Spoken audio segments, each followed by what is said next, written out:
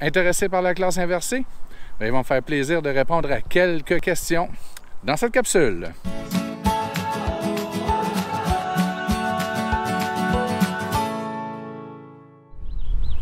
Bien que je ne prétends pas être un spécialiste de la classe inversée, j'ai quand même acquis quelques expériences et quelques connaissances sur le sujet au cours des 19 dernières années et ça me fait plaisir de les partager avec vous. Donc allons-y, on va répondre à quelques questions. J'en ai ici quelques-unes. Premièrement, est-ce que la classe inversée, c'est pour tout le monde? La réponse est bien simple, c'est non. Ce n'est pas pour tous les enseignants et c'est clairement pas pour tous les élèves.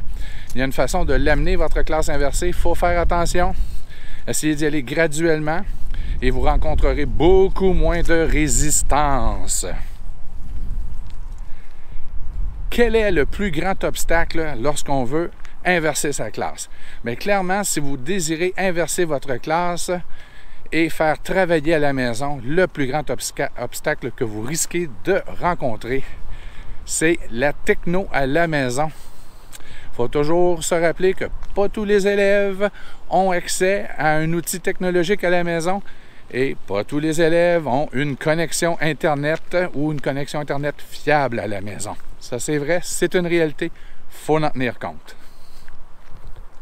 On associe toujours la techno à la classe inversée. Est-ce vraiment obligatoire? Non. Souvent, on le fait.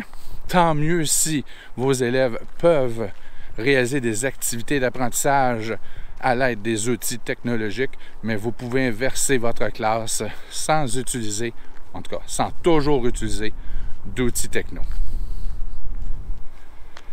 Quelles sont les deux plus grandes qualités requises ou souhaitées pour quelqu'un qui désire inverser sa classe? On peut en nommer plusieurs. Mais évidemment, être travaillant, parce que ça va demander beaucoup de temps, là, mais je vous dirais, la plus grande qualité, ça va être d'être un bon leader pédagogique, parce que vous ne serez plus le centre d'attention de votre classe, vous allez être des guides, vous allez être un guide. Donc, ça va être important d'être un bon leader, de pouvoir suivre votre progression, la progression de vos élèves, pardon. Et aussi, une autre qualité, il faut être capable d'accepter l'imparfait. Exactement comme cette capsule où j'ai fait plein d'erreurs jusqu'à maintenant, mais je suis capable de vivre avec mon imperfection. Donc, vivre avec l'imparfait et être un bon leader. Il y a d'autres qualités aussi, là. On pourrait en nommer au moins 10, mais commencez par ça.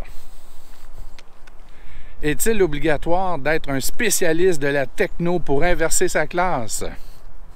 Et non, vous n'êtes pas obligé. Si vous êtes capable d'utiliser un téléphone cellulaire intelligent, de vous enregistrer, de transférer ces fichiers sur une plateforme, vous avez pas mal un grand bout de fait. Puis si vous n'avez pas toutes les connaissances, YouTube a plein de réponses. Prochaine question. L'investissement en temps. Est-il vrai que l'investissement en temps nécessaire la première année pour inverser sa classe est astronomique? Dans certains cas, oui, ça dépend de ce que vous désirez inverser dans votre pédagogie. Donc, il est possible et fort probable que la première année, vous allez devoir investir énormément de temps. Et dès la deuxième année, dépendant de votre type de personnalité, fort probablement que l'investissement ou le réinvestissement en temps sera beaucoup moindre. Mais ça dépend de vous.